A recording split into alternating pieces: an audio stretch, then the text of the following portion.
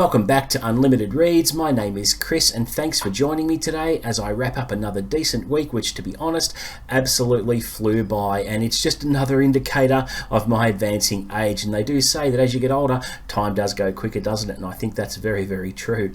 So let's start with what I got up to this week. Now, first of all, I did put up my monthly wrap up for August where I read 4 books. Unfortunately, I was hoping to read more, but I did find myself in a dreaded reading slump, and they're never fun, but this time it was only a short one, thank goodness. I have known other reading slumps to last a lot longer, and they are not fun.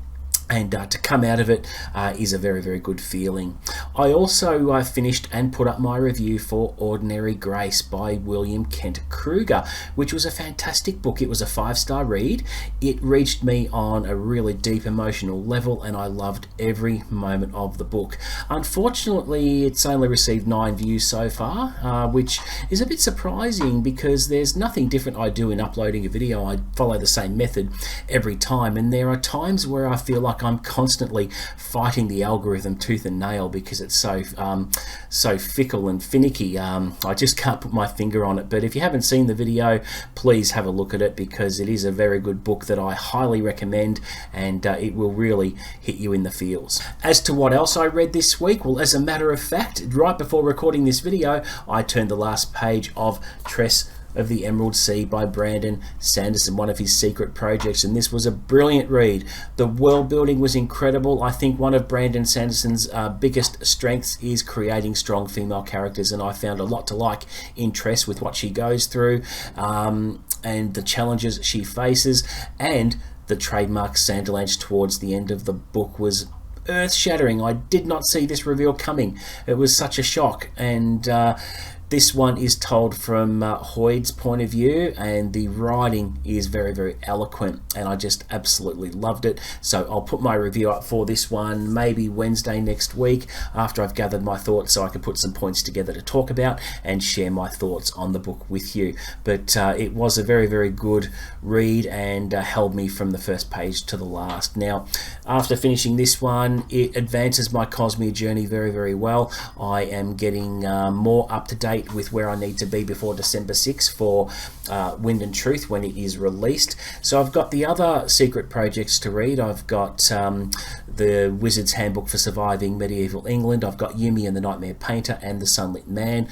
I'm not quite sure which order I need to read those in. I haven't read Rhythm of War yet. That is for November, which I'm doing a buddy read with John over at Talking Story. I've also got to read Mistborn's Secret History, but haven't got a lot to go before I am up to date for Wind and Truth. So it's going to be brilliant, and really, really looking forward to continuing my Cosmere journey. And it will also be bittersweet in December when I actually finish Wind and Truth.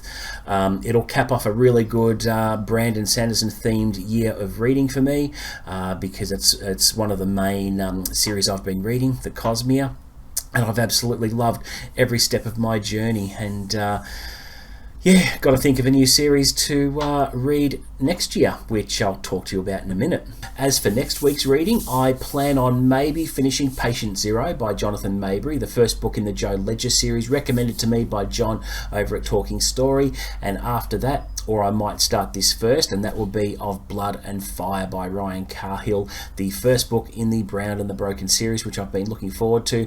I would have read it in August, but the reading slump really held me back, so I've prioritised it for September. So this coming week will be fairly busy if I manage to finish Patient Zero at the same time and finish Of Blood and Fire, and maybe I might just be able to squeeze in another Doctor Who Target novelisation as well. So I'm expecting a pretty busy full-on week of reading next week, but it's all going to be good.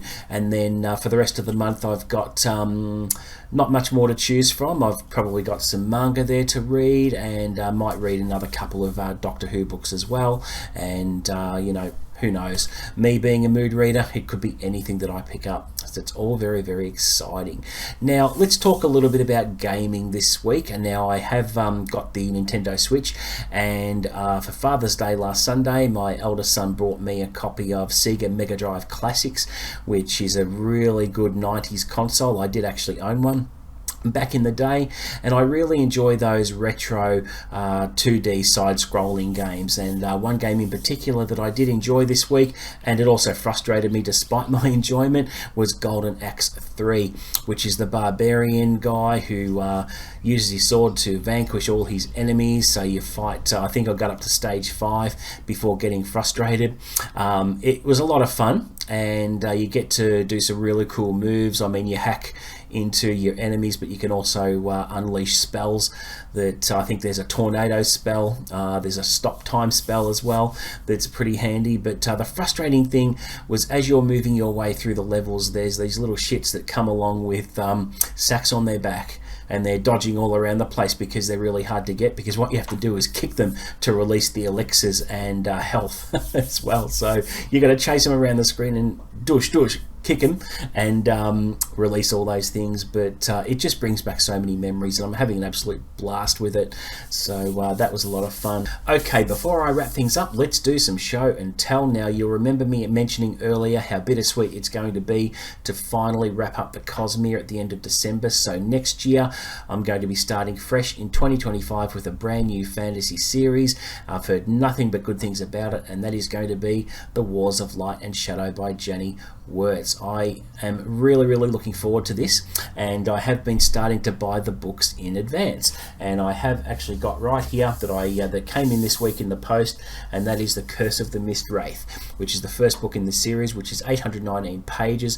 This one is the mass market paperback, or the A format, which we used to call in the book trade when I used to be a bookstore manager, which was a dream job. And it looks really good, and I'm looking forward to sinking my teeth into it. I'll eventually get the other books as I go.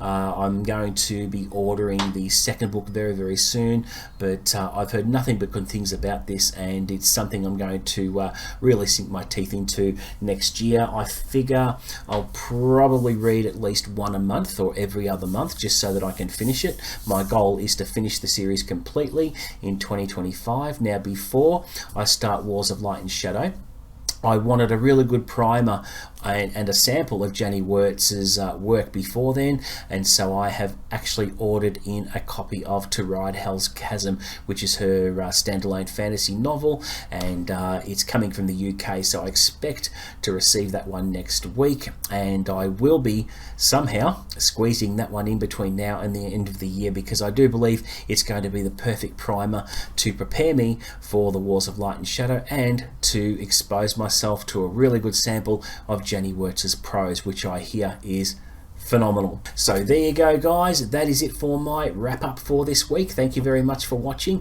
Please don't forget to like and subscribe. Help me get to that 1,000 subscribers, and I will promise to deliver the best content I can. Offer up any feedback in the comments below. But until the next video, guys, happy reading.